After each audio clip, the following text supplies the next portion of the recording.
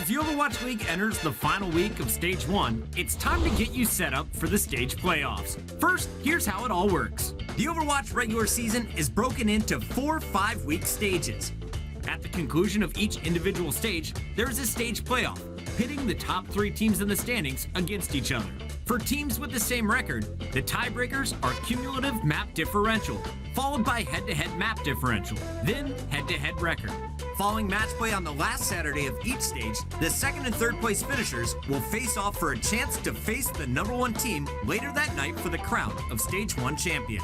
So what's at stake other than the bragging rights? Try $100,000 to the winning team and $25 grand to the runner-up. It's going to be an exciting finish to the first stage of the Overwatch League. Are you ready? It is time. Welcome back to the Blizzard Arena. This is the first ever stage playoff finals. Welcome, everybody. I'm your host, Chris Puckett, and I am joined by the desk. We got Sideshow of Madman, your 4th match of the day. Yeah, I'm not going to miss these games. They're incredible. I get to watch the best team in the league currently play against London and New York. So there we go. It's a pretty good life here. I like the early calls here. Of course, we've got Bren and Zoe with us as well. And Bren, we are now into the final 2 matches of the day, and these are the biggest we're seeing all stage long. This is hype. This is what we've been waiting for stage 1. This is almost like the conclusion in a way of this first stage. It's all going to come down to this. The very best teams battling it out. And Zoe, as we take a look at the remaining schedule, catch everyone up at home. What are we seeing in store today? Well, the first one is going to be the semifinals. London Spitfire taking on the Houston Outlaws. That's going to be a big one. And the winner of that match is going to be facing off against the NYXL. And keep in mind that the Stage 1 playoffs, none of these games have any impact on the overall Season 1 standings. This is all about bragging rights and all about money. 125 grand up for a performance bonus. We'll see who walks away with the biggest chunk as we welcome our first team of the night. Give it up for the London Spitfire. Coming into the week 1, it was on top of the standings, but they have lost 3 of their last 5 matches after a 5-0 start.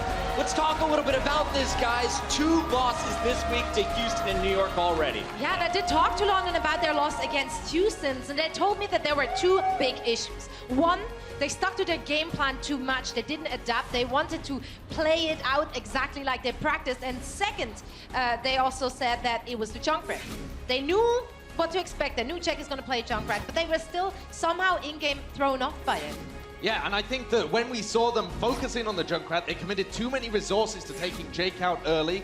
They weren't able to get crazy picks onto him like we've seen with previous teams where Boston was playing earlier, and that allowed Coolmat and Muma to get into their backlines and completely disrupt the supports. Yeah, well, I've got high hopes for this London squad now. I feel like they're not going to be making similar mistakes like they did in the past. It's a team that can learn to adapt. They've got great coaching staff across the board, and not to mention fantastic players as well, more than capable of turning this one around and actually taking a win here today. They're the 6 men representing the UK in our first semi-final matchup. It is time now to introduce their opponents. Please give it up for the squad from Texas. It's the Houston Outlaws.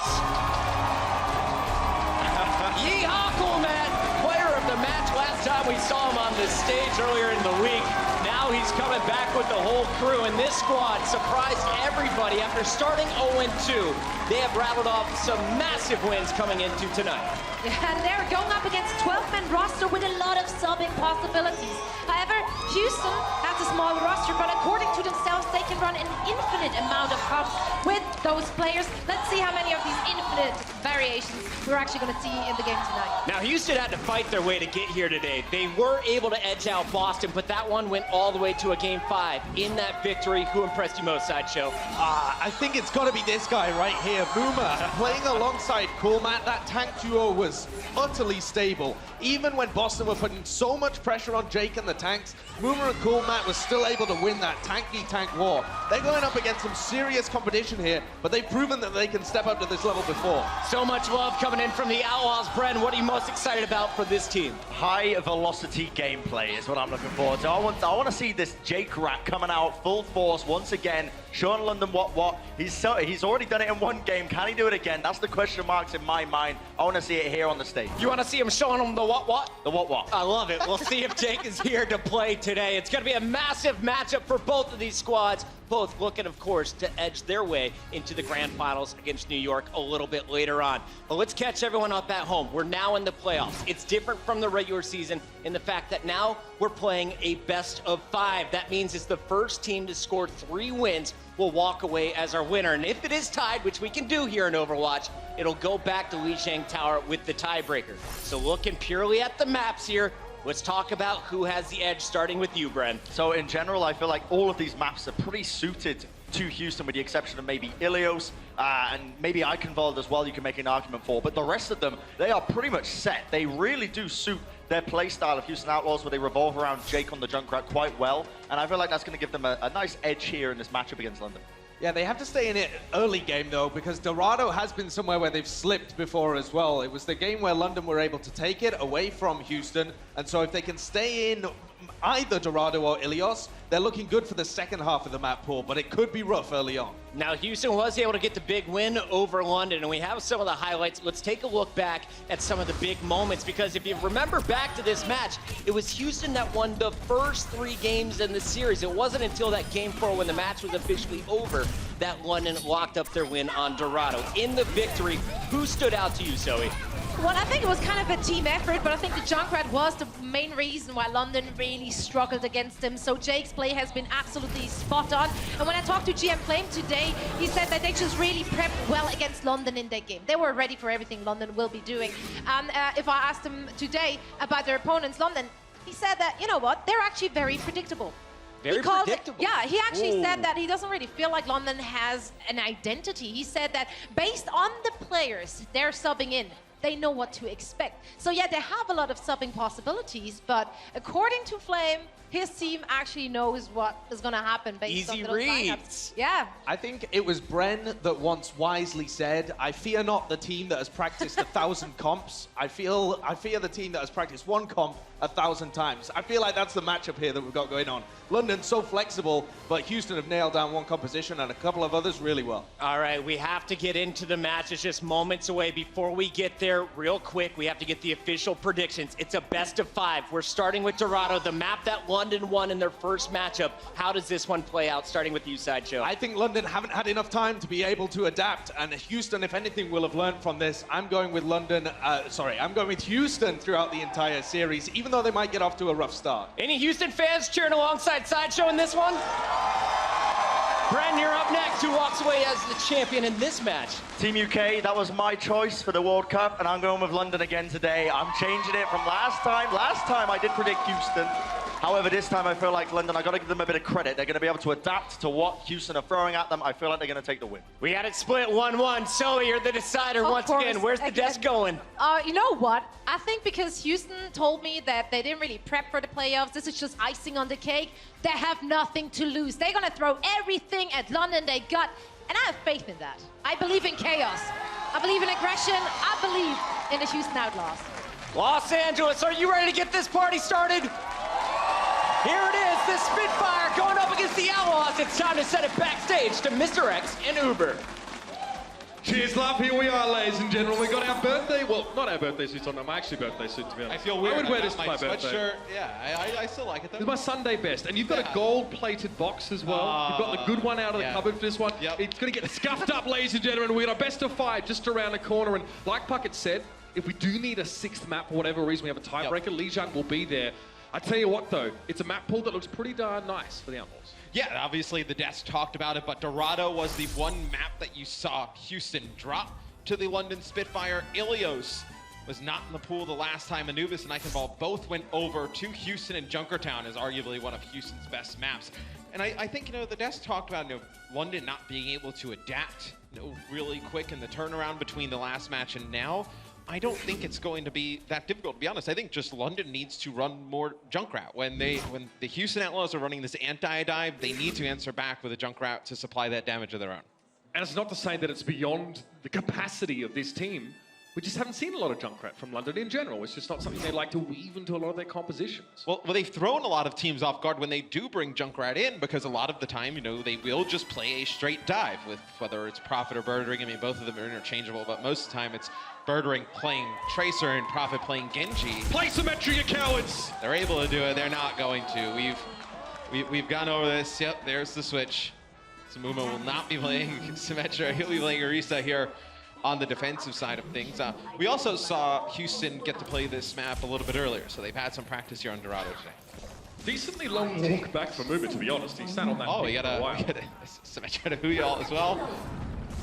No, not this time. There's a little bit too much on the line, ladies and gentlemen. I'm sure you understand. London Spitfire may go for this dive composition, but Houston will have a bit of anti-dive, a bit of counter. It's going to be Linkser on the McCree here. Note the lack of Widowmaker on defense here from the Outlaws. Let's get it on, ladies and gentlemen. Map 1 underway.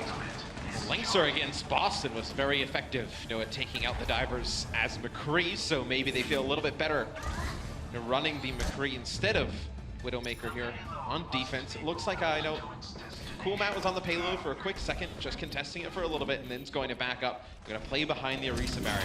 Houston very willing to give that high ground up. You see the little tea party between Prophet and Birdring while they just waited, and they saw no one up there.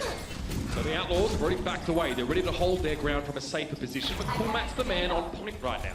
Getting a bit of information, radioing back the position of flankers such as Tracer, but I don't think they noticed Prophet. He might have gotten through their net of spies, and it looks like all Raucous, he was low. Prophet gets the finish with the D-suit there on a Cool Matt. Prophet now looking for his next target as Muma puts a new barrier up. Really good start for the London Spitfire. It'll be Bonnie using the res to bring Raucous back up, so you still have Cool Matt deep-mech here. As the payload has made significant progress. Now Cool Matt's in a position to hide behind his shield, but they have to deal with Prophet. Yeah, Prophet now looking to, again, strike the killing blow on many of these targets at low health, but it's not going to work. Jake pursues him there, and it's a concussive mind to send him packing. Followed up with Riptire, why not? And Jake finds 2 kills to highlight the end of the fight. And that'll be it. And Nuss ends up using his Valkyrie in that fight, so it'll be a fight that the London Spitfire lose when they use their Valkyrie. That'll give the support ultimate advantage over to the Houston Outlaws. And Jake with the Riptire is going to be able to build up to it rather quickly, as Bonnie will have Valkyrie, Raucous will have Transcendence. You also have Linkser with a Deadeye to zone some of these players out. Not what Gesture would have liked, I don't think. He'll have to go the long way around. And notice how the Outlaws are using Cool Matt there. They're using him to go forward and peek, get information and work over the sides of these walls, just to give a bit of early warning to the Outlaws. Yeah, Cool Matt's just kind of searching for information here, and Muma's just playing on the cart to pretend it so they can't move. As you see, Linkser. This could be bad. Oh, and this is not going to be good. What? Good move for a London Spitfire fan, that's for sure. Birdring goes in, Pulse Bomb attempted here. It's going to be Prophet to fall down. Jake now is still in position, but the rest of the Outlaws have kind of been shunted away from the payload. It's Banny and Jake trying to stay alive. Gesture very low, having to back up for a little bit, and Birdring has seen better days, I'll be honest with you, Matt. Cool Matt's back on the point now, with Bedos going down. Cool Matt sustained through a lot of this damage, and Raucous giving him that Harmony Orb. He's able to stand up and do a lot of stalling here. Now Muma's back. Yeah, and Cool Matt has a self-destruct. It'll be Huyal with his self-destruct, sends it into the back line. Nothing. Doesn't connect with anything. It'll be Nuss using his Valkyrie, bringing Huyal back up. This Gesture falls at the hands of Jake, and that'll be a Riptire. Yep, everyone's better back away from this one. At least a disengage, at most a complete fight finish, but Huyal is supposed to come back in. He wants to tank out that tire. He's going to get picked up as a result here. The Spitfire are making minimal progress right now. The Outlaws holding strong, but it's a Dragon Blade from Prophet. There could be something here, but no, Raucous straight with the Transcendence. Prophet can't get anything done. Too much healing. He's still desperately trying to cut through Bunny, but he's just not getting there. And now Birdring and fall with Jake. Once again, the Junkrat causing so many woes to the Spitfire. And it's the same thing we saw Raucous do against Boston in their previous series of the day. He was just holding on to that Transcendence for when Dreamcaster popped the blade, and he was able to get no value out of it. Birdring switches from Tracer to Widowmaker and try and just get a pick at range, because he knows they're not going to have a shield on the other side, because Muma has switched off of Orisa, goes over to Winston. Jake chewing away like a cow to pasture. It's definitely helping his confidence and concentration, because now it's 24 seconds left. So they can build up Valkyrie very quick here, London. Gesture could use the Primal Rage, take a ton of damage. Nuss can just pocket him on through, and you may get another Valkyrie here. Birdring to the Widowmaker here. He needs to get an early pick. He must open this fight up, or the Outlaws are going to be able to stand tall. All Links are down early. Bedosen was actually the one to find that one. I don't think Banny can get to him. Hoover following here. That's the resurrect, at least on Links now. He's back in the fight, but Banny now is removed. He's punished for his arrogance to think he can even go for the resurrect. But Cool Matt, he's left upon Birdring to remove him now. Overtime has begun. Cool Matt with the Bunny Blaster trying to work down Nuss, but he wasn't able to find the kill. Primal Rage for Jester now. Jake trying to back away, but he's getting shunted up against the wall. And the Spitfire may have found some momentum here. Yeah, Muma's just trying to knock players off of the payload here for the Houston Outlaws. There's just too many players for the London Spitfire still up. Bonnie comes back here to try and heal him up. He's being chased by Prophet. Pulse bomb was dropped, but Bunny avoids it now. He's able to keep Muma healed up. Muma stays on the payload for now, and now the reinforcements are here. The Bird Ring shutting them down. Come on, that's 2 already. That is nasty stuff, and in the nick of time, the Spitfire get it done off the back of some nice finesse from Bird Ring. It is not easy for the London Spitfire. They barely get point A taken. So now they'll advance through the map. Nuss towards the end there switches off. Now tries to get to Doomfist, get back towards the point, so you'll reset the ultimate percentage on the Mercy. Lingser will now play Widowmaker to try and counter Bird Ring with that high ground advantage as we move into the second portion of the map. I love how much confidence the Outlaws have in Coolmap to use him as this like floating player, often keeping an eye on flanks, making sure no one can get through. It's tough to 1v1 him. He's going to get de-seated here though. That's not what he was looking for. Gets chunked very low. Bird Ring puts one into him and Gesture just makes a pancake out of the man. Lingser at least gets Gesture in response. Lingser's actually doing some work there. You can see Bird Ring is trying to dig him out, but he's got no sightlines right now. And Lingser still has a lot of freedom, a lot of room to work. The Spitfire have been corralled into the church here. Prophet saying his prayers. See that trap keeps him in place. Lingser just picking up those kills. It forces Bird Ring to try and scout him out, and Bird Ring can't get him from that sight line that he had all the way on that right-hand side. It's going to force Bird Ring to change his angle. Lingser will as well as Bird Ring connects with a shot on Abani. He'll have to back down. Rockets with the Transcendence if Houston wants to get aggressive. Rumor snuck into the back line, but thought better off. But Propto, Pulse Bomb doesn't quite connect. He actually takes a big hit on the way down. Is forced to recall. Lingser! 2 from 2. Accuracy on point. Nuss might be caught here as well. No. Orba Palmer keeps him standing for now, but there's 54 seconds. Lap time again. They're going to get Bird Ring, so they use the infrared sight. They see Bird Ring over by the Mega Health Pack in the courtyard. He has to go retreat all the way to the side. They just send Muma in there after him, takes him out. So now you're going to have to wait for Bird Ring. You will have the infra sight here for the London Spitfire, so you'll be able to know exactly where everybody on Houston's playing. Houston with both support ults, and they have a self-destruct to clear the payload. Bird Ring's just used info sight now. Spitfire have all the information they need to make the informed decision about how to start this fight. You'll see the Riptide coming as well, but it won't save Gesture. He actually has to use Primal Rage prematurely there just to keep himself alive. The Spitfire don't have a margin of error. They can't afford to lose a player at this point. No one's on the payload right now. There's more fighting to be done. A movement aside to get Hog Wild himself. Nuss avoids him. There's a self-destruct here for Coolmap. He'll want it for the resuit if it's possible. Bedosian's taken down early in the fight. It's going to be brought back immediately by Nuss. Both Valkyries are now in play. Both teams giving it all. They're unloading all the ultimates. Somehow Bedosian falls again. Self-destruct found him, but Bird Ring wins the 1v1 Widow duel against Lingser. Coolmap's trying to chase. Gesture down. Nuss escaping over towards his team, but that's the safe haven of the Transcendence now employed. So because Bedosian falls to that self-destruct, they're forced to use both Resurrections out of the Valkyrie to bring Bedosian back in because he has the Transcendence. But Huya will fall. Coolmap going huge right now. The Riptide is just an insurance policy. The London Spitfire just behind the 8 ball. A couple times in this map. The Outlaws made it so costly for them to even make meter progress. And that last fight when Bedosian falls early, they pop Valkyrie, they bring him back up. You want to save one of those other reses for a tank, right? Just get rid of those larger HP targets on the point. Look, they're chasing him. They want it with Bedosian. They take him out, and then they're going to have to use that second res onto him. That's just the cleanup kills there from Coolmat. 3 kills and a DMEC from Coolmat there. That boy was all about town. So he has a pretty good first half. 14 eliminations, 8 final blows. Only 3 deaths. As Jake actually, with Junkrat, I mean, it's just such a big difference maker. 17 elims, 10 final blows, 31% of overall team damage. I mean, you could see what he was doing, especially on that first point. That was where Jake was really shining. Prophet and Bird Ring were having a lot of difficulties getting up close and personal to the backline of the Outlaws because Jake just kept throwing out the concussive mine. Not only doing damage, but if they survived it, they get knocked back. Especially if you're a Genji and you don't have another Swift Strike available, that's very frustrating getting displaced halfway to your target. And in a meta where you can play a little bit looser and more aggressive, where you're able to just get resurrected by Mercy. You're trying to be nice, I know it, man. Just having the Junkrat just be able to just really hurt people, right? Like really penalize them for getting aggressive. Like that's what you wanted on your side for. Now you see London. So they talked about it a little bit. Now having the Junkrat on this map, this is the one that they took over Houston the last time. They brought the Junkrat in. Will it be enough now on their defensive side? This is just going to become a thing now. Yep. Boys like a bit of future armor. I'm down with that. But that's the $100,000 question, man. The Outlaws now, it's nice to set the goal for yourself. Now they know how far they need to get. And to be honest, It's easily within their potential to get it. The Spitfire have to batten down the hatches and get ready to hold out for a long winter.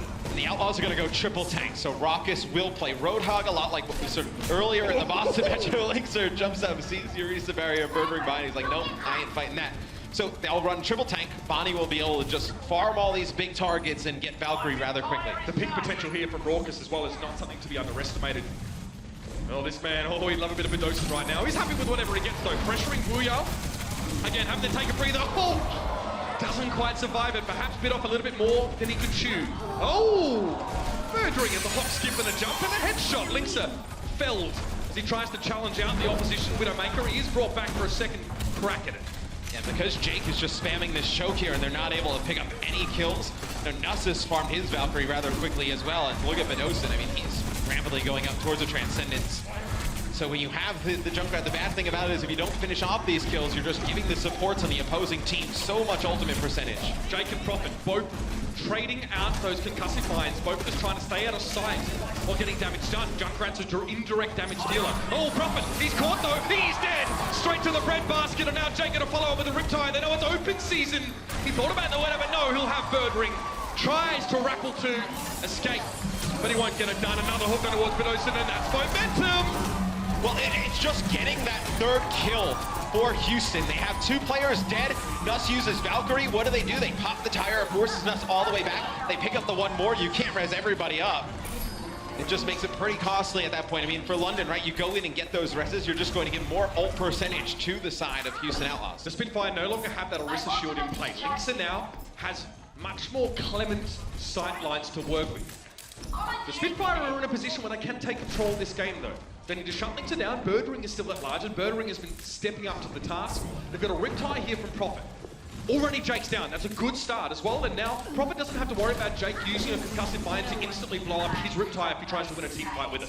Yeah, Linkser use the inference. They try and get an angle onto Birdring here. And yeah, maybe if they get that pick onto Birdring, they go all in. You see the Valkyrie come out. You see the push start to come through for the Houston Outlaws, because you're going to have Supercharger rather soon as well. It'll be Riptire used by Prophet. Doesn't get anything with it. He went down as well. Cool Map picked him off while he was challenged. There it is. Okay, it's delayed, but it finds its mark. Jake's just going to be res straight up, though, and so is Moomer. He's down for a split second before studiously he's brought back to life by Banny, who's just been on point now with those reses. Oh, Nuss! That's not where you want to get caught at all. And Linkser finds the body shot. It's all he needed for such a low health target. The Outlaws getting close now, man. They get real close. It's 3 minutes to go. Where are the Spitfire? Nowhere to be seen. Map 1 done. Outlaws in the head. In the lead. And I mean, they paved the way with a sick defense, man. Yeah, Houston just really turned up there on map 1. And to remind you, that is a map that London took against Houston in their matchup. And now for it to go in Houston's favor, the series is theirs to take. Well, this transatlantic stoush, Matt, already starting to deliver. From big entrances, pointy hats, and some big old Junkrat play from both sides there. The Spitfire knew this would be a tough one. The Outlaws now are out for blood, Matt. They won't stop till they're done. The gauntlet continues after the break. The Overwatch League is brought to you by Intel, the official computer processor of the Overwatch League. T-Mobile, America's best unlimited network. And by Omen by HP, the official PC and display of the Overwatch League.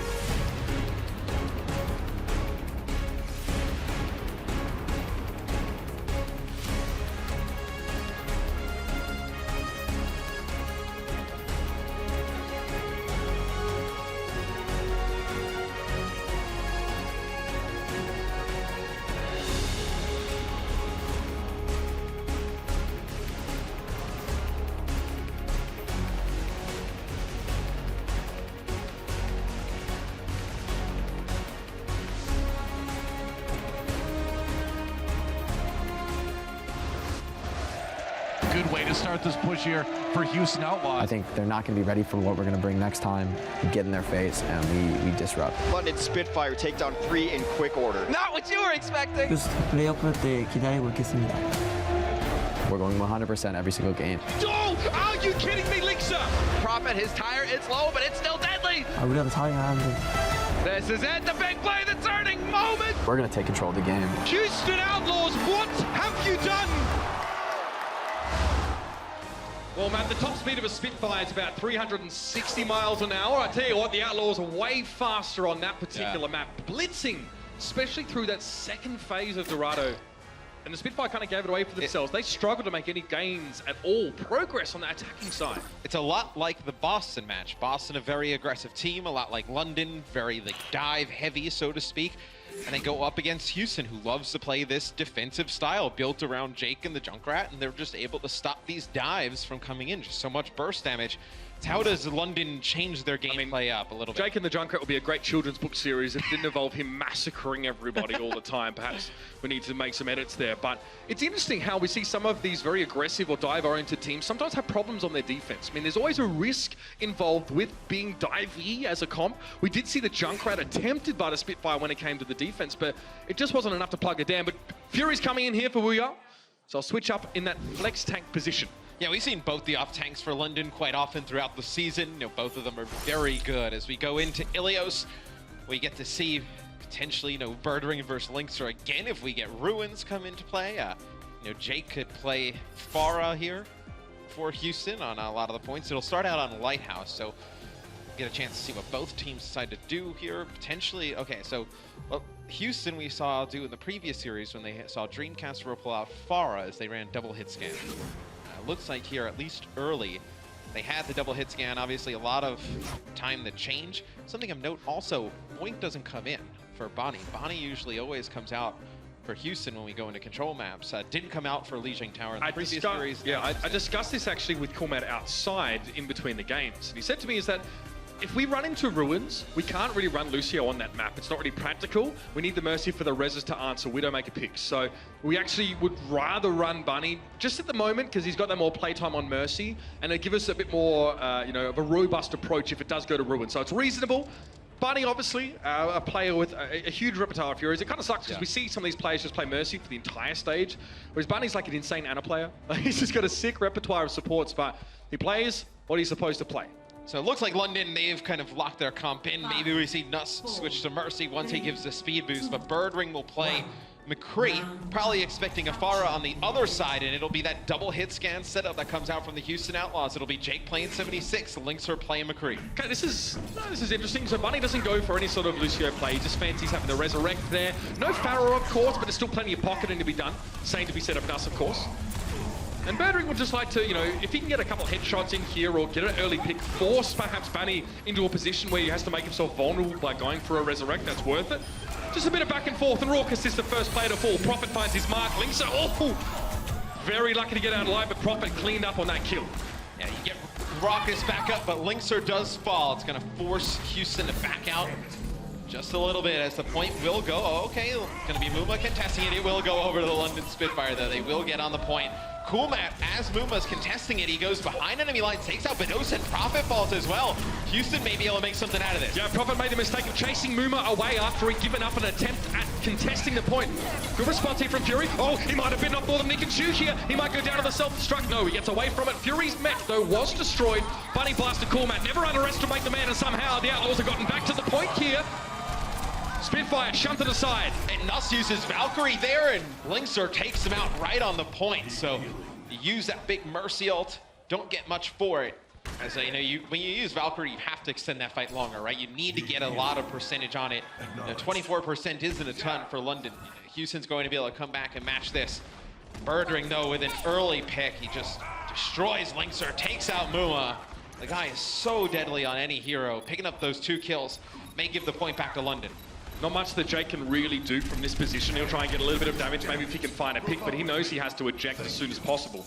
It appeared that Linkser maybe attempted to opt into a duel against Birdring. Muma was there, but I guess Spitfire must have just had the players that managed to jump on the fact that the Outlaws had, you know, 2 individuals that were playing away from the rest of the pack. Happens. But this puts the London Spitfire back in the lead, and they're looking good. Birdring, excellent play on McCree so far in this round. He's definitely been winning off those head-to-heads. This far at least. 2 final blows, 1 death, solid. See how sneaky he's playing, and he's just gonna flash. Oh, almost takes out Jake. Jake gonna put down the bionic field. Oh, Run! Use the tag visor here.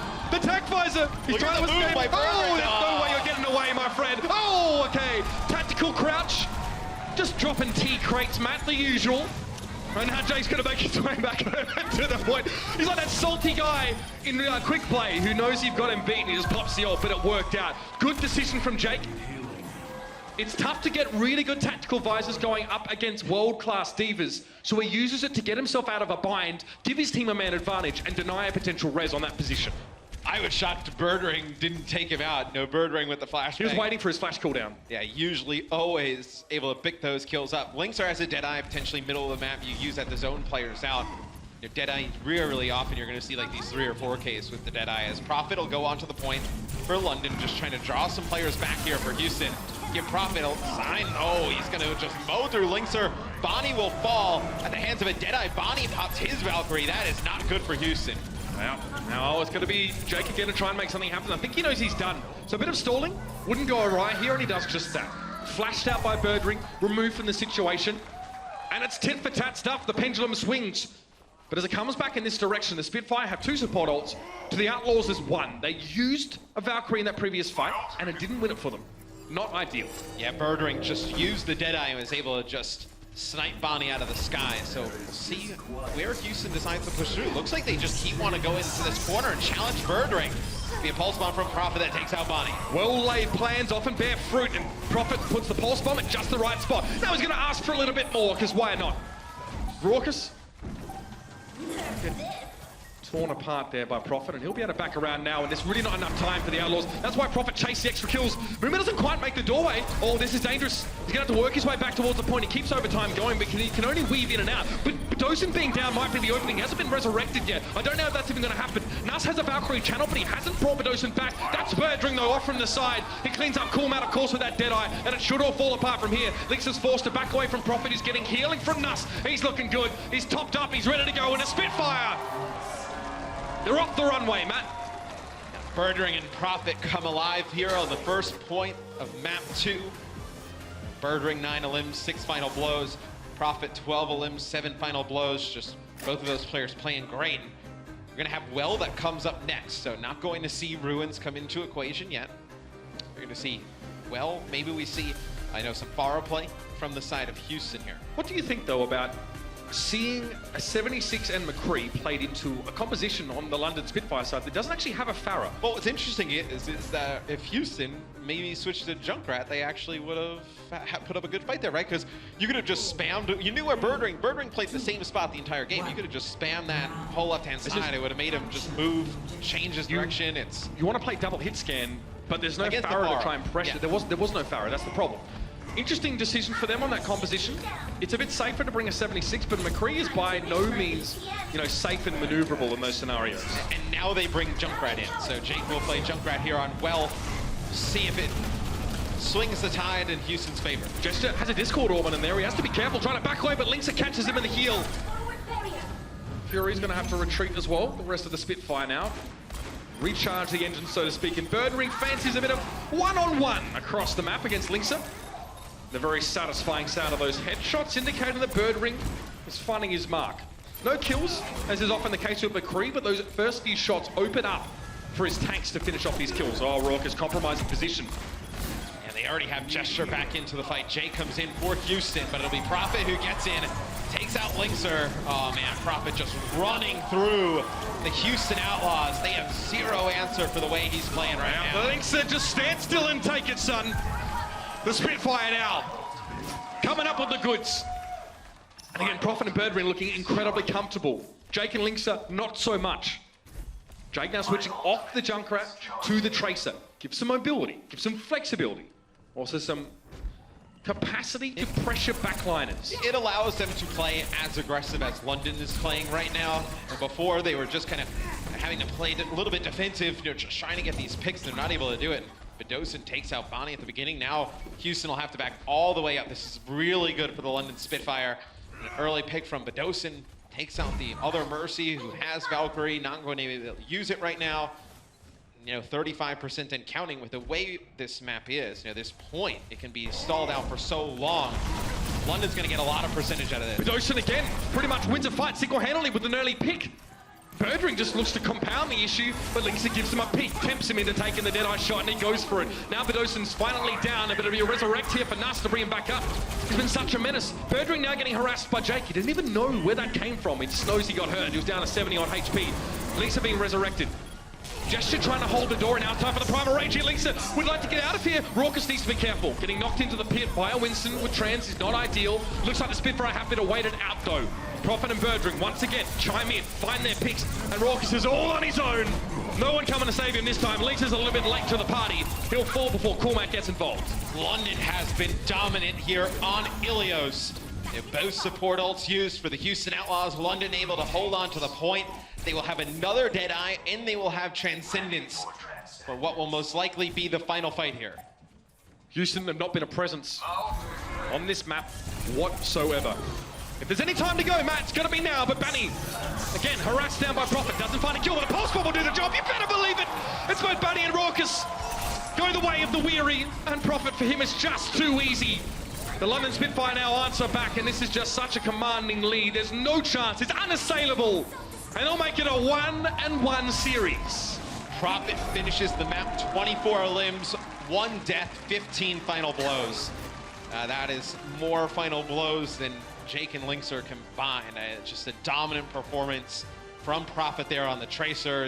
Houston had zero answer for him throughout that entire map. Some relief is there for the Spitfire, a confidence boost as well. Outlaws are brash talking boys coming up the stage with a lot to show. But the Spitfire have a lot to prove. Last time it was 3-1 in favor of the Outlaws, but they're back. They want that title match. They want the Stage 1 championship. We've got more in this best of 5 to come after this. The Overwatch League is brought to you by Omen by HP, the official PC and display of the Overwatch League. Intel, the official computer processor of the Overwatch League. And by T-Mobile, America's best unlimited network.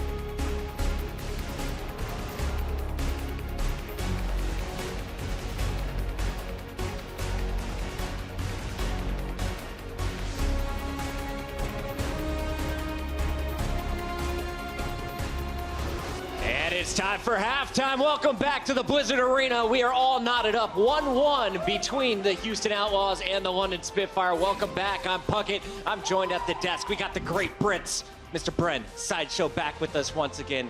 This is match number 4, halftime number 4 for you, Sideshow. Give me the thoughts early on because it's all tied up 1 apiece. But the games have been pretty one-sided if you look at them individually. Yeah, and I'm surprised that Houston did so well on Dorado, actually, because that was the game that London took from them previously. But the KDs of just Jake and Linkser, let me read you these. 14 for 5 on Jake. Okay. 13 for 7 on Linkser. That's ridiculous. They combined for 27 kills and only 12 deaths.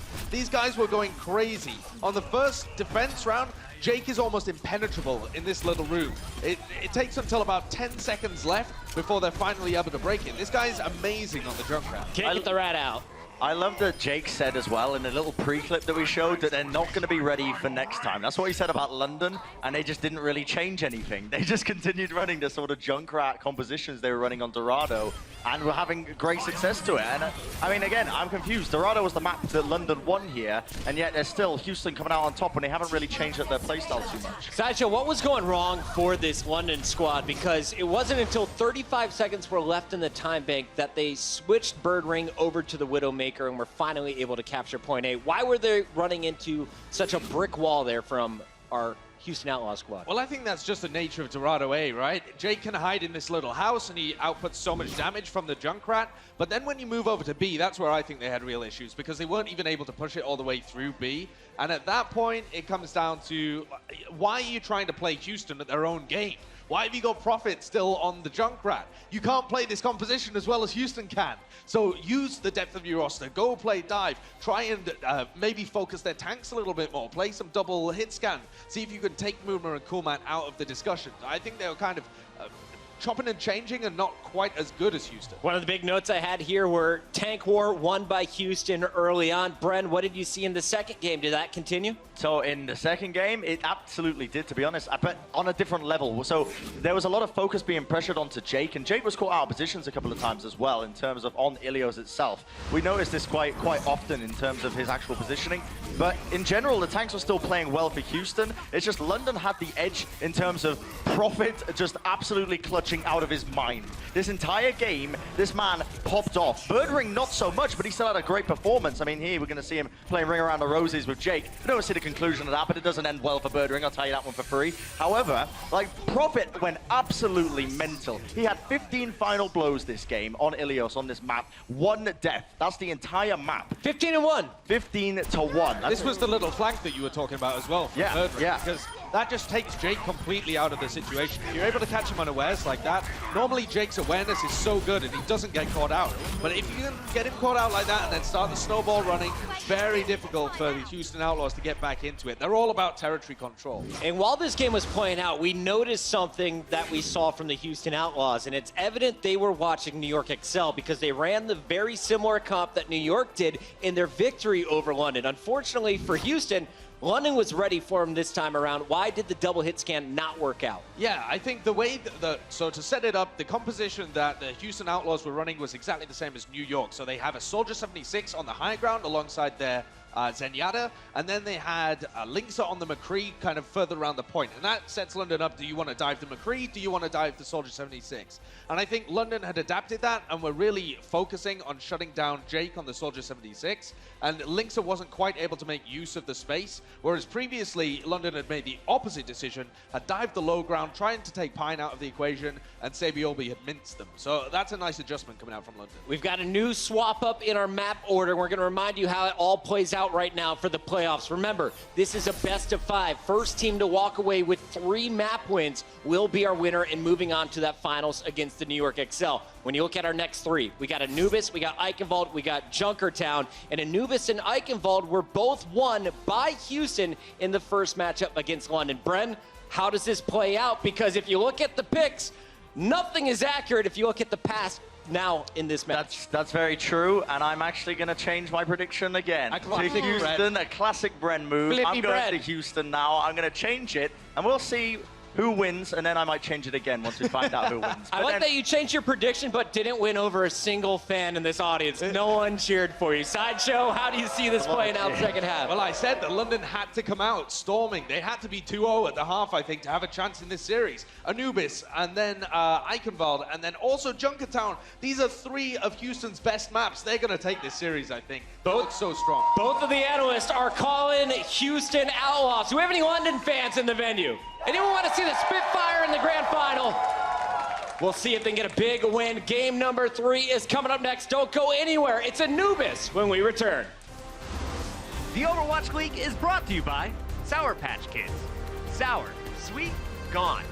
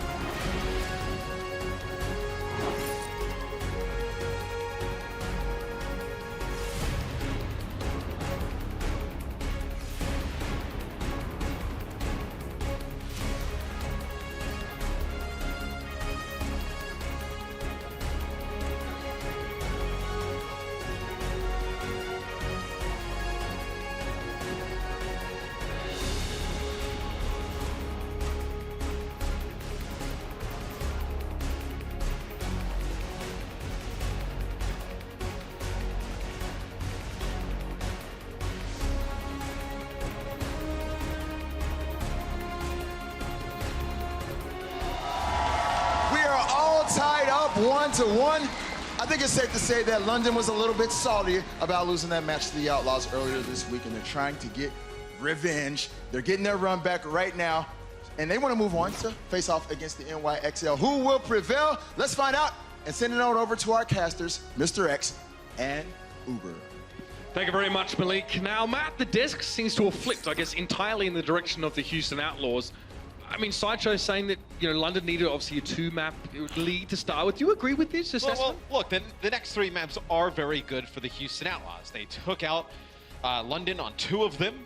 You know, the Anubis, one of them coming up next, but it was a different lineup for the London Spitfire. So they're going to keep the same roster in that we saw in Ilios. The only change that they made so far this series, you know, with a roster of 12 players, you expect a lot of subs. It was just Huyao who played map 1. Fury has come in since then.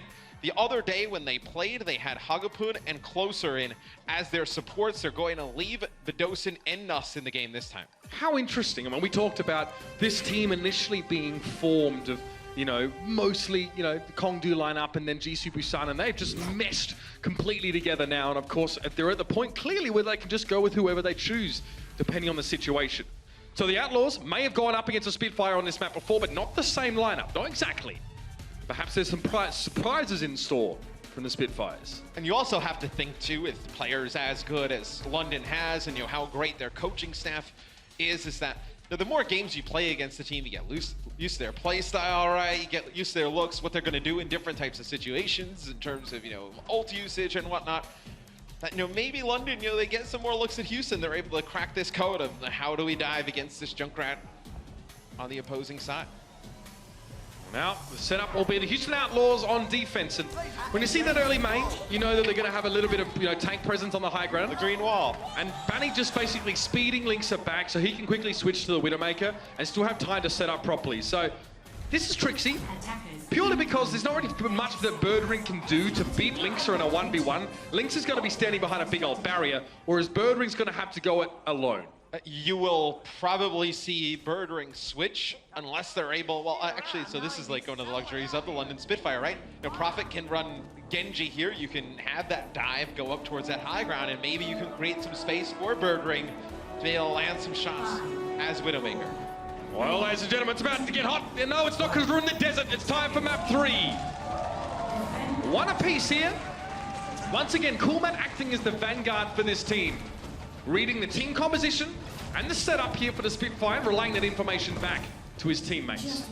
He's got to be careful, though. I mean, he's still up on that higher archway. Now he's going to start to fly back towards the rest of his team. Linksearch is trying to connect with some shots, so instead of a halt hook combination, you're going with a halt and then a Widowmaker headshot here. See if they can open it up, as you know, Jake's going to be responsible for just, you know, walling this whole area off. Prophet is actually underneath Linkser on that right-hand side, trying to get a flank. Oh, Jake's getting the heck out of dodge, and yes, oh, he's triggered. He's down. See the bad trap finding its mark. Jake quickly getting out of dodge and leaving a little bit of a present behind. It's a 1-for-1 though. Raucus was felled. Fanny's able to bring him back to life now, and you can see there's a constant concern about a player behind the setup of the Outlaws here. Yes, Birdring has gotten behind enemy lines. So he played Widowmaker for a quick second, now went over to Tracer. Jake does not like that at all. No, and we've seen them have, you know, a lot of teams have some issues, right? Where one player gets stuck, you know, behind point A here, and they're not able to get that guy back in the equation, but it'll be London with the push again. Cool map, ice cold. Great response to Jesh's positioning there, and just follows up, and now, oh, the micro rockets! Not much of a Dosen left there. And Nuts can't even bother going for the Resurrect. The Outlaws are slapping back in the face of the Spitfire, not allowing them to infiltrate the defenses. Now there might be some stagger action here. We've seen this from a few teams, Matt. This one player on the attack, flanking wide. There's two this time, though. Yes, there's two. Prophet and Birdring now are stuck all the way in the back, as Coolmatch just kind of darting around back there looking for him. Prophet getting close to a blade. Maybe this is a set play from London.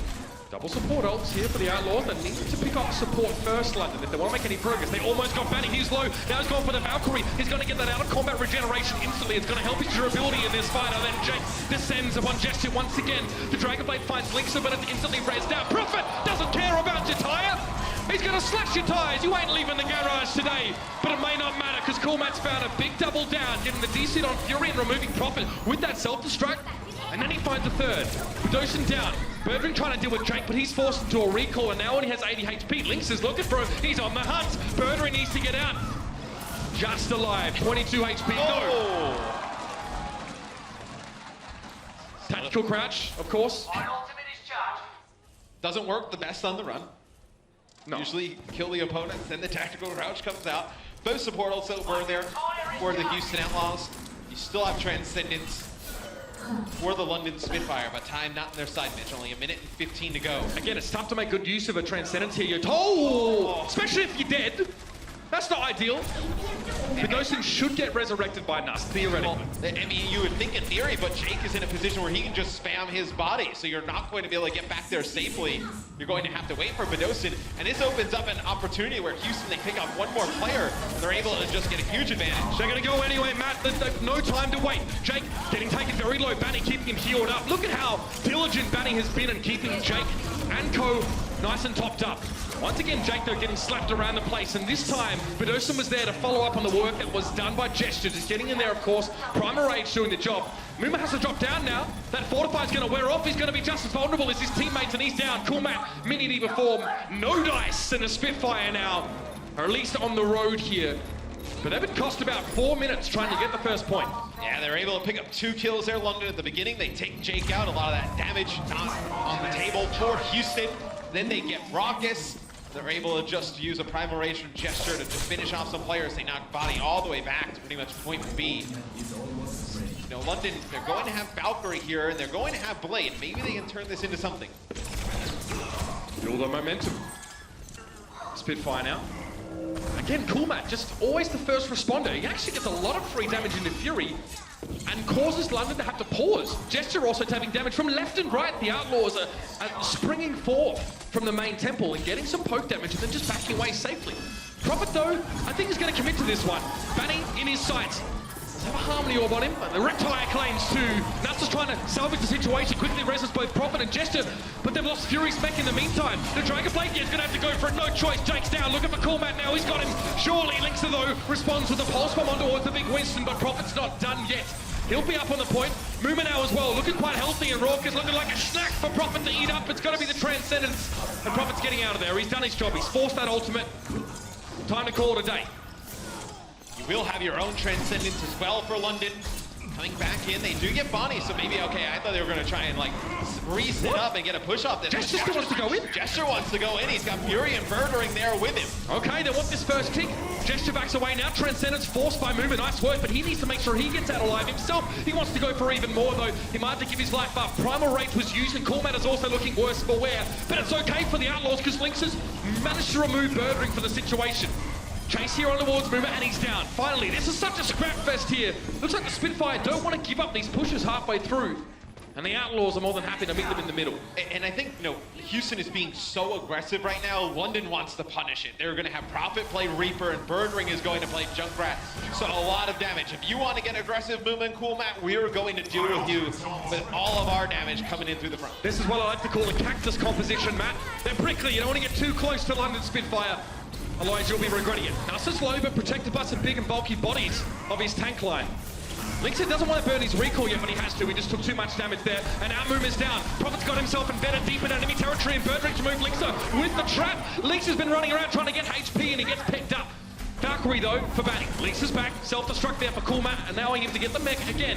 Bit of a long-range Junkrat off there. Doesn't work out as Gesture. Just crashes the party, and Jake is removed, and Prophet. Oh dear, he's got the Death Blossom. This could be nasty. Linksa needs to respect this, as does Coolmat. See, when he decides to use it, it'll be Transcendence that comes out for Raucous. Raucous knows he's in trouble. He's like, I'm going back the other way. He's like, not going to get anything with that Transcendence, as I believe London gets their second tick. Birdring takes out Linksa. Now the point is contested. Muma standing here with Ryan, not going to do much. Prophet now wants to deal with Muma, gets him there. It's just a one melee attack. The Spitfire's down. Well, now it's time for the Death Blossom, and Banny gets absolutely removed, deleted from the game. Coolmat trying to stay alive again. Evasive maneuvers. It's hard to watch, I know, but Coolmat has a plan, trying to drag this one out as long as possible. But the Spitfire will take it off. Keep your tray tables up, your seats in an upright position to keep those seat belts fastened. They're far from done. And that's a better performance on Anubis than we saw prior against the Outlaws. And it was a great adjustment from London. I don't think Houston really saw that one coming, in the fact that you had Birdring play Junkrat. It's usually Prophet who plays a lot of the Junkrat for this team. Prophet played Reaper. I know they really hit them hard, because Coolmat, we talked about it, you know, playing so aggressive, really just kind of, remember on the archway, he was just standing there at point A for a very long time. No, Muma was diving all the way into the back line. They said, you know what, we're going to make them pay for it. They're able to pick up some kills early with Reaper and then just push on to the point. Couple of early picks really cost the Outlaws. They're losing Linksa while he was trying to, you know, pick out the front. He was down about 60 HP. Didn't have a health pack nearby. Didn't want to recall, because it would put him again in enemy territory with only his blinks for mobility. And then he got picked up. He actually ran into a trap and couldn't do anything to get out of it. Unfortunate, but again, got to look down sometimes. We're not bungee jumping. You can look down. So it looks like London will try their hand now with Junkrat Widowmaker on defense. We'll see if they set up on the high ground or if they set up on that middle bridge where we've seen a lot of teams setting up over the last few weeks. Captain Planet, is that the best you can come up with? Elimination map? For real? He's had double the eliminations of the next closest outlaw. That's big. I mean, his kill involvement was extreme because Coolman is going from coast to coast here, not only defending his backline, but also harassing that of the Spitfire. I mean, he's got 9 final blows, 18 limbs. Like you saw, the next highest on Houston would be Linkser with 9. So he is doing a very good job here. Well, Coolman has more final blows than any other outlaw. 3 more than the next closest, who was Jake. So he had an insane round on that Diva. So it'll be Linkser playing Widow. We're going to try and counter snipe here against Birdring. Birdring will have the luxury of the Orisa shield. It'll be set up on that closer bridge. So if they do jump right on Birdring, he's going to fly to that high ground that we saw Linkser playing on. Be able to do a pretty home free. The butt dive, I love it. Mima goes in doing 180s, but he was still caught out. He may not have been headshot, but the front-loaded damage was there in stiff supply from the Spitfire. That went well. Went well for London. Yep. So they're able to just wipe the floor with Houston. And I wonder how many cracks that Houston tries with the Widowmaker on offense, because just playing around the Orisa shield is very difficult. You see Rock is hiding there. Jake is actually up on the high ground too, to the back left of Birdring. So look for the dive to come in, then Jake to jump down below and take him out. There's a lot of chunking out here for Birdring. Tearing strips off of the Outlaws, and Linkser just has to back away over that bridge. Minimal inroads been made by the Outlaws so far. They do have a presence on the point, but it's just Jake dealing with, dealing with a Junkrat in close quarters. Yeah, that went about as well as expected. Don't forget, Jake, your life jacket's under your seat, mate. So they do actually, Rockers get the D-Mech on a Fury here towards the end. Birdring will take Linkser out, but maybe you can get a push in when Fury's not in mech, but you see the damage he's putting down, just firing through the choke, getting a little bit of the damage boost there from Nuss. Maybe the build up back towards his ultimate. So, yep, this Widow versus Widow thing isn't going well for Linkser now. Birdring starting to heat up. Linkser's had a very quiet map so far. And the problem for the Outlaws, it's all well and good once they've set up to attack the point, but they can't set up. They're taking too many casualties while trying to get in position. We saw a very similar scenario actually up against the Uprising earlier today. Now, though, they've made some progress. Fury's been dropped, Cormac getting desuited, and now the rest of the Spitfire have been sort of corralled up into this top room, but that's just where Prophet is going to let the Riptire go. There's not much response, and I didn't know if they were ready for this one. Moomin just gets it dumped on him just as he was about to get on top of Prophet. Houston is so spread out on their attack. You have Bonnie and Coolman now who are stuck behind, back towards point B. This is a Jake Bedosen battle up top, and now he's got some help. Have Raucus up here as well. Bonnie is falling behind. It's just, things are starting to get crazy here for Houston. I like the change though. Linkser goes over. He will play Genji here, so you're going to get an actual dive that'll come through. But only a minute to go. And one of the hallmarks of the success of many of the Spitfire's players back when they were playing in Apex is their ability to have that stamina just to go for a very long series, right? This is a long day for both of these teams, and the Spitfire right now are showing a little bit more resilience and the ability to bounce back than the Outlaws are. They're making very little progress, and you got to start wondering how much you got left in the tank, man. They're looking a little bit disheveled here, and another failed attack is probably going to put them on last chance saloon territory. And they try and go in and engage with their Valkyrie, and they get nothing for it. Nuss doesn't even have to use his. He'll just res Birdring back up. We'll still have Valkyrie and Transcendence. You'll have a Riptire here. Birdring with the Infrasight. Does not look good for the Houston Outlaws. Tremendous defense coming in here from London. Stoic. Completely unbreakable thus far. Of course, this is Birdring as well. He has the freedom to go in between those two platforms. He has two very distinct angles and a lot of space as well. But now we actually have the engagement. Look at Muma. Look through the wireframe. He's up on the high ground with the Primal Rage, so he's going to knock the Spitfire down. There's a Transcendence at play right now for the Outlaws, but Raucus is taken down. Prophet gets a Riptire, but Prophet has been found. Linkser uncovers his location and delivers the killing blow. Fury has a self-destruct, but he's looking so healthy right now, he might not need it for the time being. He can just get up in the face of the Outlaws, and Linkser the only man really able to make any inroads there at all. 4 seconds, the Outlaws nowhere to be seen thus far, and the Spitfire are out there. Oh, they're getting serious. Up there with that flying V. And the Outlaws looking dejected. Very unsuccessful on the map of Temple of Anubis. Dominant performance yet again from the London Spitfire. They're starting to get rolling, Mitch. They were dominant on Ilios. They come in on Anubis. Their attack was not pretty to point A. They were able to crack point B once they make some changes, but their defense, man, so sick. I mean, look how solid it was. Profit birdering, amazing series from them. Bedosin had a great one. This might be the end of the line for the Outlaws. They've got to hang on in this best of 5. We'll see how this one ends after the break. The Overwatch League is brought to you by T-Mobile, America's best unlimited network. Omened by HP, the official PC and display of the Overwatch League. And by Intel, the official computer processor of the Overwatch League.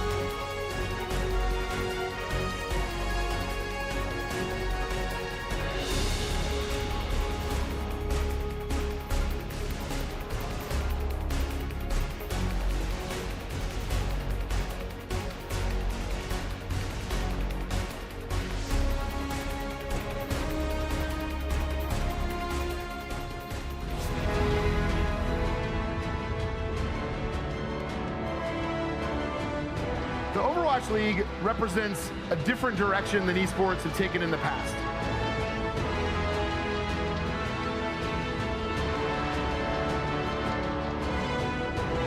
A global community of professionals for a truly global league. Our best of 5 series here, ladies and gentlemen, to decide the opponent of the New York Excelsior in our Stage 1 playoffs. Matt, has the long arm of the law finally caught up with Houston? They are looking like a shadow of themselves in that first match. It seems like London has figured something out. You're really seeing them enable Birdring and Profit to go crazy, and Gesture has had a tremendous series in the main tank role as well. But Houston, not out of it. They get Eichenwalde, a map that they're very good at. They can go over to Junkertown, a map which they may think is their best, may actually be their best map, and then they would force that tiebreaker on Lijiang Tower. And at that point, anything could happen. The problem is, the Outlaws need to get to Junkertown. No, we're not playing that same one. I mean, we can see them end here on Junkertown. So they take this next map. We see it end on Junkertown.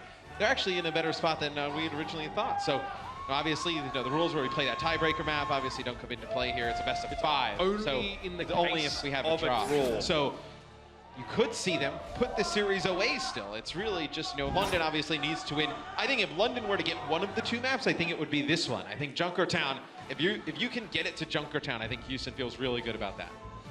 Well, if London wins this map, it's a 3-1. Obviously, yes. So that wouldn't be the ideal setup, of course, for the Outlaws. Suffice to say, you can't win a game that you've already lost. Think about it. Think about it! And now we're going to jump in just a moment. Composure needs to be regained by the Houston Outlaws, and the London Spitfire are looking, again, to land the finisher. The coup de grace, as it were. No substitutions on either side yet again. Didn't expect them from Houston, maybe from London, but no, the roster they have in the game right now has been playing quite well. So Prophet decides he wants to join in on the action. Oh, he's a man of the people, isn't he? Muma giveth, Muma also taketh away. Yep. You're learning the hard way, ladies and gentlemen. I'm sorry. So it looks like there will be no Farah on defense for Houston. So that's the strategy we've been seeing a lot of teams employ on the defensive end. They're going to opt to have Junkrat instead of Farah. And you're going to have Muma play Orisa here instead of Winston. So usually we see the Winston Diva comboed with Farah on the defense. When you have Jake playing Junkrat, you're going to have the Orisa shield in. And now it's time to get this one underway. The Spitfire trying to get this series all tied up, and the Outlaws might have something to say. The classic Houston Outlaws anti-dive composition, should I say. It's tried and true. They're comfortable with it. Gestures is going to get blown up. Nice start. And London on offense will not play their dive. They'll have Prophet play Junkrat. Birdring will play McCree, and Gesture trying to play Orisa. Just that barrier is going to go down so quick once Jake comes around the corner. See, he's already at 92% to a rip tire here. Always seems like things run a lot better for the Outlaws when Jake is piloting the Junkrat, or the Trash Mouse, colloquially known. The Spitfire are taking a heck of a lot of damage via this poke here, so Gesture on the Orisa. Try and prevent some of this coming in, but look how quickly Jake has been able to recruit that ultimate percentage. Birdring's found by Mimel already, and Jake's just got a Riptide to respond, so it's going to be a slow start for the Spitfire if they really even get anywhere in this map. Yeah, they're trying to push on through the choke, and Birdring actually dies on the Houston side of that choke, so not going to see a res come through. Fury out of his mech, you're going to try and just leave him alive. So I was actually going to say, with the comp that Houston's running, you would love to run like the Farah with the dive coming in for the London Spitfire. Gesture will move over. He will play Winston. You will still keep Prophet on the Junkrat. He has the Rip Tire. He may as well use it. Up over the tops of these buildings here again into spawn. But Ocean, you thought you were going to get to play Overwatch this map? No! Jake just finds him in spawn. That's just going to add insult to injury as well. Could have been anyone else, of course. But Ocean, though, had your name on it. And now the responding Riptide is going to come through. So the Outlaws are bracing themselves here for what is surely going to be a bit of a barrage. And Prophet trying to climb the tower. Tries to get his Big Ben impression on, but it doesn't work out. And just before he get tied together here with the use of the Hulk. But Linkser has other targets. He's trying to keep Bedosian's head out of this mess, trying to make sure he doesn't get involved. Linkser, oh, he's very low. He was hoping there that his opponent would have not moved, but Prophet was already out of there. Very lucky to be alive. They had already used their Transcendence. Raucus popped that on the point just to keep everybody up. It'll be the Transcendence now that comes out for Bedosian. Trying to heal up Nuss and Gesture on the point here. Oh, the triple tap! Headshots there from Linkser. Don't you dare not, you cheeky boy! No resurrects today! Your boy Bedosian staying dead, at least this time. Nice composure there from Linkser. 3 solid hits as the Zenyatta just came out of his Transcendence. And that's pretty big. So Jake does die. Birdring's actually in the back on top of the castle. I wonder if Jake realizes this as he's coming out of the spawn. Could potentially help. Oh no! The kill. So Jake look at him, coming he's out of the sitting spawn. up in his chair as well. Now doesn't expect Birdring to be behind them. I think he's a bit shook after that one. 5 players, that's all Houston have to work with. Jake has just respawned. I might still have to deal with a flanker. Riptire inside the Hunter's Lodge. It's found Raucus, Lynx is down. Everything kind of falling apart for the Houston Outlaws here. This wasn't the way they intended this hold to go at all. The Spitfire had embedded a sleeper agent in the back lines, and the Outlaws got bamboozled. And now Muma gonna get turned into glue over at the factory. With 35 seconds left, London get that first point, and they get the chance to move the payload through the map. That's really all about Birdring opening that up, because Jake's coming back. He has Riptire, right? Maybe they were able to extend it a little bit longer. Birdring will switch off a Tracer, go McCree here for this next portion of the map. But he's hiding up where Linkser is right now, and as soon as you see Jake walk out of the spawn, he jumps right down on top of him. Just one clips him, and you saw Jake's reaction, just jumps out of his seat, has absolutely no idea Birdring's behind him. And if that goes wrong for Birdring, it could all be over there. There's no chance of Spitfire even win this map. So very clever, but also risky play. He managed to execute perfectly, though. That's what you're looking for in players of this caliber. Okay, Jake. All right. Style points for balancing that one, but now he needs to get a kill. He's got Gesture. That'll do. That'll do. We've seen very creative Riptires over the last few weeks, I will say that. Creative is a very diplomatic way of putting it, but hey, that worked. You can make a great montage. Muma jumps in onto the payload, just tries to get into the back line to try and force this Valkyrie out of nuts. You know he has it for the London Spitfire. They've not been able to really move this payload very far since unlocking point A. It's just been the damage that comes down from above. This could be a big Deadeye, waiting for Fury's defense matrix to time out. Gets out a little bit too far. Maybe put too much faith in the defense matrix there. Regardless, now that's done. Pretty much fight finished there, especially after Prophet fancied himself some FaceTime with Jake up on the high tower and gets shot out of the sky by Raucus. Yeah, I mean, on the positive side for London Spitfire, you did have Bonnie use his Valkyrie during that fight, where maybe he actually didn't even need it, right? It's a pretty safe fight for Houston. They're just definitely trying to make sure it goes in their favor. Muma will fall to be Linkser, who takes out Nuss again, so not going to have any reses here for the Spitfire. Yep. I don't think the Spitfire want to push the castle while Jake's in there. While he's going to do that damage, but Prophet has a Riptire he's looking for. That's just sublime! He's found both the DPSs, pretty much puts a lid on that fight immediately. Bedosin finds Raucus. What did the fireball say to the face, Matt? Pain is an excellent teacher. Raucus knows by now. As London advances the payload, Gesture will move up closer to the castle door and probably get some support. They're going to keep Birdring hidden in the back. He has that Deadeye, potentially, when the players come out on the bridge. They don't know Muma is actually all the way behind. So he's coming all the way around onto the supports here. Secret Agent Monkey Man, but his target was being pocketed by Nuss. Which one do you go for here, Muma? Nice little maneuvering there. Oh no, he's been stunned up as well. This could be bad. He even takes damage there from that self-destruct. Muma is felled. Now it's 23 seconds left for London to get across the bridge. Gesture gives it a nudge, keeps that payload moving. The problem is that the Outlaws are kind of not really in sync at the moment. Coolmat gets knocked out of his mech. Raucus found Nuss up on the high ground. That's a huge kill. And they're going to use Transcendence and try and push through, and Linkser does have this Deadeye. Oh, Jake got crushed there. Gesture came in with a Primal Rage and cleaned him up, and Fury now returns to the frame, but it might be too late. Jake's been brought back to his feet now. Transcendence here for the Houston Outlaws. This is the stop that they were looking for. They bought so much time on the first point. Now they converted. Surely Nuss and Prophet, the two closest players, there's no way they're getting there. And both of these teams trading punches.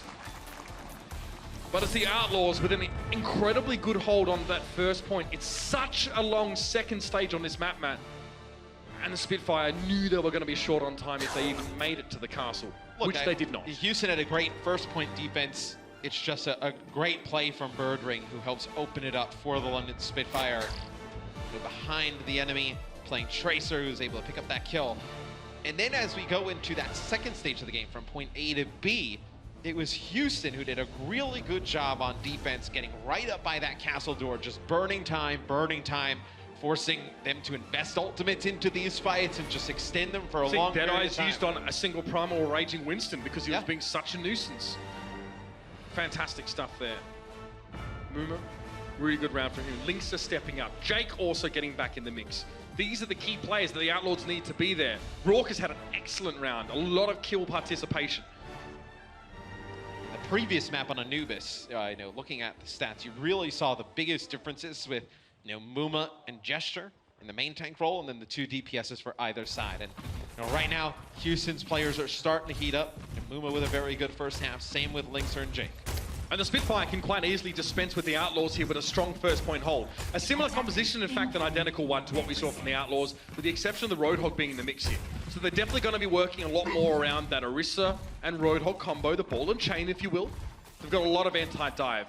The thing is that the Houston Outlaws don't really fancy dive. It's just not a composition they often favor. So we might see a war of attrition, both teams trying to break those Orisa shields down, and it may just come down to who finds the picks in these fights. So we will see Houston play Orisa, Junkrat, McCree on offense. The only difference here is Fury will be playing Roadhog, so you're going to be able to, like you said, get that halt plus hook combination. Also, Roadhog, a ton of HP, able to just stay alive for such a long time. Moomin there looks like he must have eaten a concussive fight or something similar. I feel like the Spitfire are trying to play the Outlaws game, to be honest. We know that they can do a lot of things, but this is not a comp we always see out of London.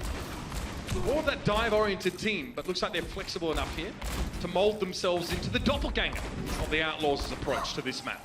They were just trying to throw some different looks at him. But what they tried the other day did not exactly work. Coming in here today, gonna try a different composition, see if they can make it work. You know, we talked about it. They ran Dorado on Junkrat in their first matchup. They were able to take it. They didn't take it today, but they looked much better when they had Junkrat. Danger! Flash from Birdring. Oh, the shield time from Muma. What a clutch god. He just throws it down, keeping Linkser alive. Birdring couldn't get any shots done. I love that. So clever. Now the Outlaws are up on towards the point. They've almost got that first tick. A wildly successful attack so far, but there's more to be said. You can see preemptively Banny's going to get up into the sky. He might need to resurrect someone there getting eaten by the Riptire. It's going to be Raucous. Prophet knows he can't reach Banny in the air with the Riptire. He can't jump across like that. So it brings Raucous back up. Birdring doing work though. They need Raucous alive. He had the Transcendence. Linkser finds Birdring though, who will be resurrected here. Looks like Houston could have made more progress, but losing Raucous there hurts. That real hurts. Yeah, they wanted to use those reses onto Jake and Raucous, oh, but Jake dies in a position not able to get anything, and it looks like that is a halt off the map there. Linkser and Banny. And Banny, all expenses paid trip to the forest floor. Soft landing not guaranteed. And we'll see if Jake can get anything with the Riptire. We can take a look at this replay clip. I believe that's when the shield comes down. Let's see how this exactly happened. Oh, there's a halt off the side. Oh, beautiful. Coming in. And in the actual game, we actually have a halt and a hook that comes through, and they deal with Coolmat right away. So Coolmat does fall. Birdring, while they're trying to go for the res, takes out Linkser. Okay, Outlaws now will want to be trying to set up a little bit. And honestly, they're going to be put in a similar situation to the Spitfire, even if they take this first point map. Been pressured very heavily. They've only got a minute 35 left. Both these teams really chunking each other down. Now, Riptire is available for Jake. Transcendence for Raucous, who would have preferred it last fight, but Banny's almost got yet another Valkyrie here. And it'll be Gesture. He uses the supercharger here, going to give that damage boost to everybody. It gets taken out by Jake. Where's this tire? Now the Riptire comes through. Way over the top. For the back, who's he looking for? Oh, Jake needs to be careful. Birdring just took a big chunk out of it. Oh, Prophet actually destroys Jake's Riptire with his own. That's an interesting trade. I guess just trying to stay safe. Stands to reason. Cormac going to come forward. Eats a hook from Fury now. Fury does have the Orisa barrier just to take refuge behind for the time being. Oh, that's not good. Self-destruct inside the hunting lodge, but everyone clears the area. It's a full-scale evacuation, but Jake manages to get himself in and behind. Linkser's been brought back. They need their star DPS player right now, but Jake stepping up. Fury and Birdring have dropped. The former being brought back to life, and Jake is 1 HP. No way he's going to survive that one. Banny, his Valkyrie, probably no resurrects available for him at this stage, and Lynx is trying to find some space, trying to work around these shields. It's hard for the Gunslinger to connect, but Lynx are backed up into Bedosin, working out from the side. It's all going wrong for the Outlaws. Raucous finds Prophet. They have to bring themselves back into this match. But Bedosin comes up with 2 insane kills. He comes to the right of Linkser, takes him out. They use a res on him, and then when Linkser goes around the pole trying to connect with a Deadeye, Bedosin just follows him all the way around as Zenyatta takes them out again. Big play there from Bedosin. This is it. 13 seconds left. The Outlaws' playoff hopes hang in the balance, and the Spitfire are looking hot to trot. Fury has to back away, but he's run into Mumi here. Takes a breather, staying nice and healthy, and Orisa barrier comes up. Remember, 2 ticks so far for the Outlaws, and Cormat's found Birdring early. This Riptide could be the game. It is! Banny's taken down. That's the pick the Spitfire were looking for. They might have just sealed the deal right here and now. Linkser and Movement just trying to huddle together for warmth, trying to keep some sort of presence on the point, but the whole hog is going to make it so hard for them to keep their feet up on the ground. But if Fury drops, that's going to be it. Where are the Outlaws now? The Spitfire take flight straight into our grand finals. And big plays by Bedosin there at the end. In a fight that Houston may have been able to turn in their favor. Just picks up, when you invest those resurrections into Linkser, needs to come up big with some kills. And Bedosin shuts him down, and you can see Houston just stunned. Devastating result. The Outlaws come in with that confidence, of already having beaten the Spitfire, but this roster, they morph to whatever shape they need to be, Matt. They're flexible, malleable, and now they're vindicated to come back with a victory. I mean, giving us a grand final, a repeat of what we may have already seen today, but we've just seen this team develop so much over the course of a couple of days. The handshakes for all in a valiant fight. And the Outlaws did show that recovery. We started to see them surge forward. Rip tires and sundry. They ruin dreams sometimes, Matt. But we're far from done, and this is just stage one. Just stage one. But London, all credit to them. Incredible DPS combinations. Bedosian having a breakout series himself. Gesture continuing to deliver the goods. Love to see this team continue to go from strength to strength, Matt. Yeah, and, Houston will be back in stage 2. I think they proved they have a very strong team, a real great core, and these guys just really care about each other. You see them all the time, just backing each other up. They're going to have just a lot more to play for as the year goes on. But we have Zoe on the floor here with Prophet. Thank you so much, guys. Yeah, Prophet from the London Spitfire is now joining me. Give it up. London made it to the finals. Now, this is your second victory of the day, and you have one more match to go. We, of course, know that all the teams are practicing each and every day, but how different is it to actually play 3 matches on stage in one day with so much money on the line?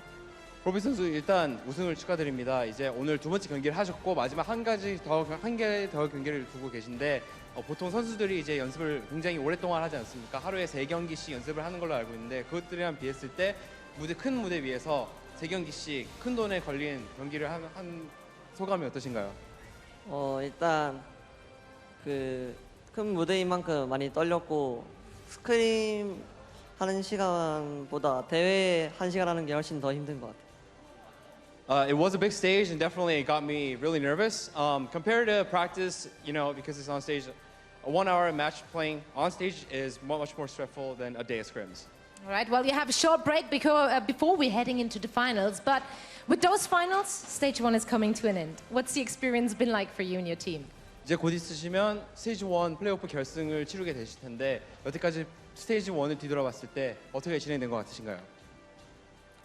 처음에는 좀 좋게 시작했다가 중간쯤에 보스턴 팀한테 한번 지고 나서 분위기가 안 좋았는데 서울 팀을 꺾고 난 뒤로는 좀 좋아진 것 같아요. I think we had a really great start to the split. After a while, we lost to Boston. That's when our atmosphere dropped down quite a bit. But after we were able to defeat Seoul, I think we got back in the groove, and here we are today. All right, you are indeed. The rematch is coming along as we're going to see you guys in the finals. Before that is happening, is there anything you want to say to the fans at home? 결승전을 하게 되신 거를 다시 한번 축하드리고 팬들에게 하고 싶은 말씀 있으신지? 응원해 주셔서 고맙고 마지막 결승도 승리로 보답하겠습니다. Thank you guys so much for cheering for us, and hopefully we'll win it all. Well, we can't wait to see what's going to happen on stage. Prophet, thank you so much. Congratulations once more to you and your team. Now let's break down the action on our desk with Pocket. Thank you so much. So keep it going for the London Spitfire. They advance to our final match tonight. And also, let's hear for the Houston Outlaws. They made it to the playoffs with the win over Boston today. Sadly, London will end their run in stage 1. They're coming into the next stage with the 3rd seed. We'll see what Houston can do. But let's take our attention back to this match. And going into the half, it was 1-1. It was all tied up. Strong performance from Houston, answered back by London. Now we're going into a game 3 on Anubis, and we said, well, this could go in favor of Houston if you look at the stats from the past. It looked good for Houston at the start. They had London stalled out on A. Cool Matt was going off for the squad, but somehow London was able to bring it back. Yes, very difficult on this point A for London Spitfire's dive to be able to set up when Cool Matt was just zoning out Prophet and Birdring all the time. They couldn't set anything up. Eventually, they're able to get it. Bedosian hits a great couple of balls onto Jake, takes him out of the fight, and they're able to snowball that forward. Yeah, in general, I got to say, London, we talked about this before, Josh, me and you. We were saying it during the games whilst it was going on. London are playing this style where a lot of these attacking attempts, they're very much set up. They're very much planned and coordinated beforehand. It takes a while for them to get the ball rolling, but once they do, they get a successful push. they get it going, right? And we saw that on Anubis, where it took a while for them to crack into point A. Point B was actually also, again, repeated attempts over and over again. And it is that sort of style that London are playing. And they did also sort of play around Houston's game plan, which was the sort of Linkser on Widowmaker, Jake on the Junkrat. They did have a game plan for it. We saw Prophet making those last-minute adjustments to the Reaper as well to deal with sort of Cool Matt's nuisance on the point. It seemed like Houston had a pretty solid top setup. B fell apart for him, and we saw some switches to the composition coming in from this London Spitfire squad throughout the game. Is this something you expect to see in their next matchup against the New York XL? What did they show you in that match in particular? Yeah, actually, both of the teams, London Spitfire and the New York XL, have both struggled on Anubis, I think, pushing into Jake's Junkrat at various times. It's really difficult because the normal way that you'd set this up, the normal way that top teams do it is you try and engineer yourself an advantage in terms of the Valkyrie or the Transcendence, and then you can push in and you have a much bigger advantage in the fight. But with Jake's tires flying all around the place, climbing up pillars, and they're suddenly in your face, it becomes very difficult. And I think that switch over to the Reaper was really pivotal in being able to get him to the point and really focus on taking Banny out of the fights. The Reaper paid off there on point B, but for point A, it was all about the Widowmaker. And as we look at the comparison, it was Linkser for the Houston Outlaws, Birdring on the other side for the London Spitfire. Break down the numbers for me, Bren. Who had the better game? If you look purely at the damage, it looks like Linkser was shut down. Yeah, and I mean, this is partly due to the fact that London had a game plan coming into this. They were working with gestures, Orisa halts, sort of to pull Linkser in an hour position so that Birdring could get the shots on. And that was really a lot of coordination on his part. But what's interesting here is like the time played as well. Even though Birdring has less time played, he's still putting out better stats than Linkser. And I mean, this is really sort of pivotal because Linkser is a star player. The guy had a great performance in the first two maps, but still you shut down Linkser, and suddenly you start to work around Jake's Junkrat, and you're starting to ask questions, what else does Houston Outlaws have as a counteract? Houston was unable to answer back on Anubis, and the story continued into game number 4. Let's take a look back at Eichenwald. Now, this is, again, we look at the maps, you look at the previous meeting. Houston, will they be able to pull off another victory? It looked great at times. Linkser popping off, picks up both of the supports on the McCree.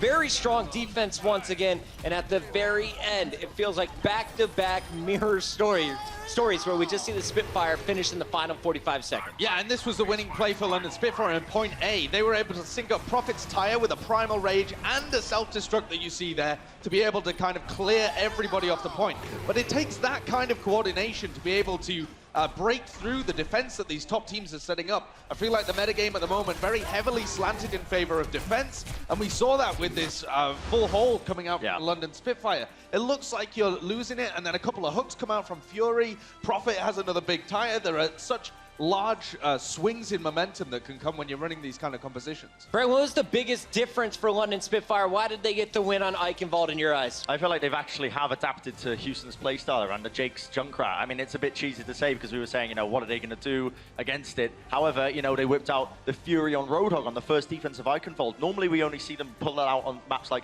Horizon when they're running that first defense there. However, Fury, I mean, he pulled out 75% hook accuracy. That's like in the upper echelon, right, of these Roadhog players when they're pulling out numbers like this. He really did clutch it very hard for London in that last defense. Fury went off. London gets the big win. They lock up the series 3-1, and that means there's only one more thing to do, and that is crown our player of the match, sponsored by Omen by HP. Who is it? It's Prophet. It's Prophet, and we had such a tough time choosing. We showed you his highlights from all of the games. We went with the Junkrat here, but he showed us multiple heroes in this matchup. Yes, and I think they had a really good performance on Junkrat. When you look at the time played over the course of the entire season, he's only played half the amount that Jake has. And I feel like on Dorado, he was getting caught out in a couple of places, but as the series went on, he was the key, or one of the keys, for London to adapt their play style and be able to put up similar levels of defense. If you can't also put up the same level of defense as Houston Outlaws can, then you're probably stuffed, because that means you have to do way more on the offense. So I think being able to put up similar levels of defensive play, we see this from London, we see this from New York, this sets you up well when you're playing against Houston. Surprise for a lot of people watching the show at home and a lot of people in the venue that were cheering on the Outlaws, but it was all London tonight. They win 3 straight games and are now headed for a rematch against the New York XL. We saw a preview at the start of the day at 11 a.m. The grand finals of Stage 1 is coming up next. You don't want to miss it.